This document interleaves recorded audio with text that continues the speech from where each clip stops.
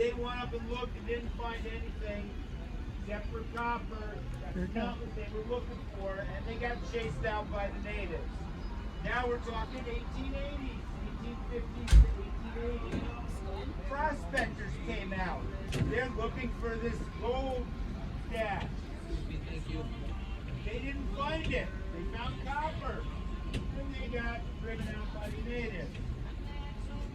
The 1880s, a gentleman by the name of William Andrew Clark, senator in Montana, heard about this copper deposit in Jerome. He sent an assayer out. An assayer is somebody who surveys for metal. He came out here. He said, yes, there's lots of copper, but the terrain is so difficult, I don't recommend investing. Well, he invested anyway, Mr. Clark did. He bought the mines up in, or the mining rights up in Jerome. And he started what was called the United Verde Mines, which eventually turned into the United Verde Extension, and then was eventually bought out by Phelps Dodge. The mines were running anywhere from the 1880s until 1954 commercially. What they did is they had shafts that were running down first. So the shafts, you can go to the town park up in Jerome. There are two shafts that run down that are twice the height of the Empire State Building deep. They had a big gigantic smelter up on top of the mountain up there in Jerome. Smelting is how they process the copper. They process the ore.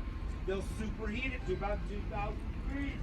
And then they do a chemical process, and then they do an electrical process to get gold, silver, and copper out. So, what happened was that they decided they were going to pull a huge amount of copper out of there. There ended up being more copper in Arizona and in Jerome than any other place in the world. That mine ran until 1954. The story continues. Most people don't know about this, and you won't hear this a whole lot. But from 1954 to 1976, the mine was run by a different company. At that point, beforehand, there was 4,000 people working in the smelter. So what they did is they moved the smelter from Jerome down to Clarkdale because they found that the margin, the mother lode of copper, was right below the smelter. So here's this big gigantic building. They moved it down to the bottom of the hill down in Clarkdale. Clarkdale ended up being the first company town. So it was designed specifically to service the mines. So William Andrew Clark owned Clarkdale. He owned your house that you lived in. He owned the stores that you shopped at.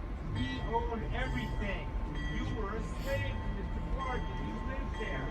Everything he owned. He was collecting money for it.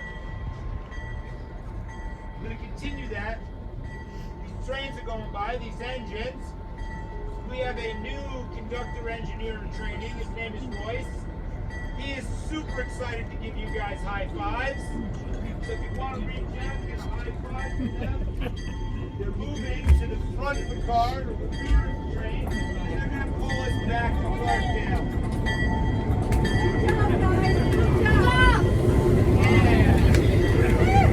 Yeah, buddy.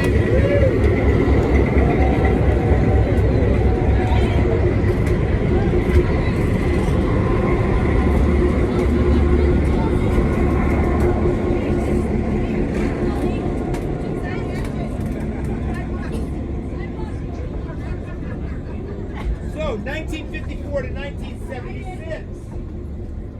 Once this mine closed down, 1954, roughly, 1953, 54, these gentlemen by the name of the Gimmel brothers who worked down in Crown King mine, if there was a mine in Arizona, the Gimmel brothers worked there.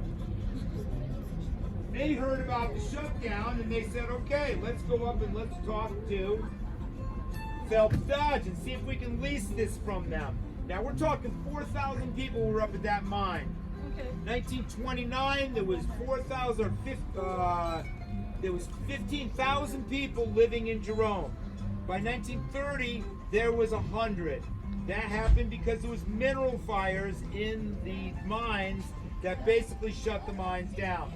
Now I'm backing up a little bit. I know I'm bouncing all over the place because I got a lot to share with you. So 1954, the Gimbel brothers say, hey, we want to start mining up in Jerome. So